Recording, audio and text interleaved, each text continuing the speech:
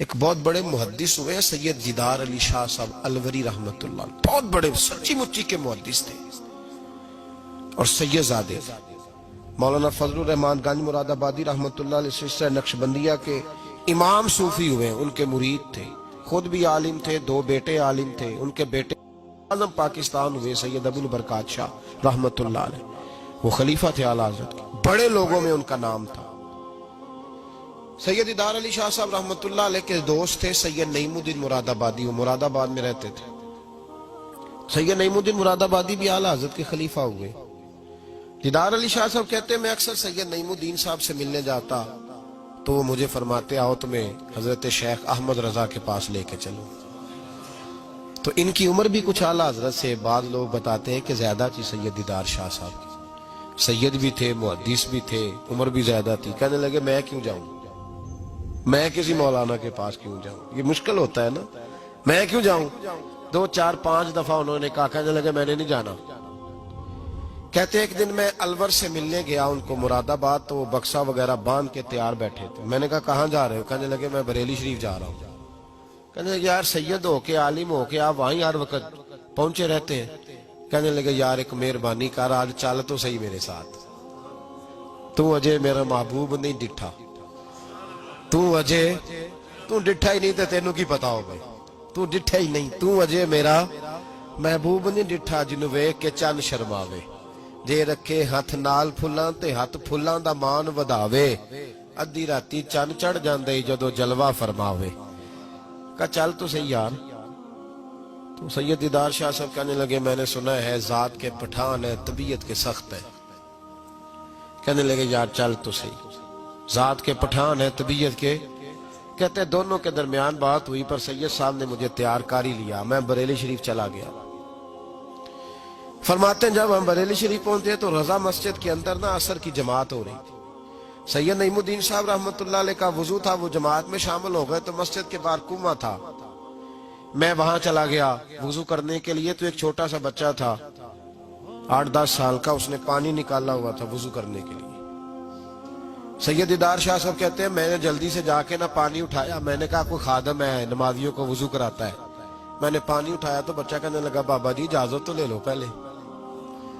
تو میں چپ کر گیا، تو میں نے کہا چلو اجازت دے دو وضو کرنا ہے۔ تو کہتے ہیں بچہ کہنے لگا آپ کو مسئلے کا پتہ ہونا چاہیے کہ نابالغ اپنی مرضی سے بھی اپنی چیز کسی کو نہیں دے سکتا۔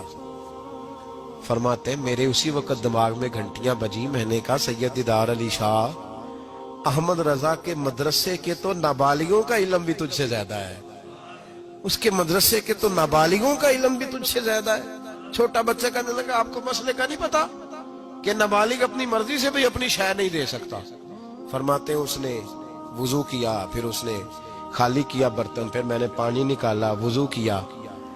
اب سید صاحب تو مل گئے تھے ایک رکعت میں، میں تھا یا سید صاحب تھے جب ہماری بات ہوئی تھی، کیا کہا تھا انہوں نے؟ ذات کے پٹھان ہے، طبیعت کے سخت ہے۔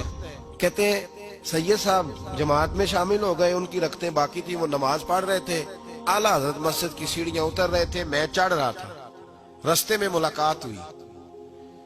تو فرماتے ہیں فاضل بریلوی نے سید سمجھ کے میری بڑی قدر کی، انہوں نے جو جھک کے سلام کیا اور میری دست بوسی کی اور مجھے سینے سے لگایا، تو میں ان کی طبیعت پہ حیران ہو گیا، سنا کچھ تھا اور پھر کسی نے تعارف بھی نہیں کرایا، میری آنکھیں دیکھ کے سمجھ گئے سید زادہ ہے۔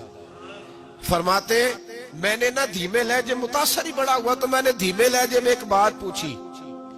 جب بات ہوئی تھی تو میں اور سید نعیم الدین صاحب تھے، اور یہ مجھے پاکا ہے کہ ان کی اعلیٰ حضرت سے ملاقات نہیں، وہ تو نماز مکمل کر رہے۔ فرماتے میں نے پوچھا اعلیٰ حضرت سے حضور طبیعت کیسی ہے؟ تو مسکرا کے فرمانے لگے طبیعت کا کیا بتاؤں، ذات کا پٹھان ہوں، طبیعت ذرا سختی ہے۔ کیا بتاؤں تمہیں طبیعت کا، ذات کا پٹھان ہوں تو طبیعت ذرا سختی ہے۔ فرماتے ہیں بس میرے وجود پہ تو بجلیاں ہی دوڑ گئی، میرا تو حال ہی غیر ہو گیا۔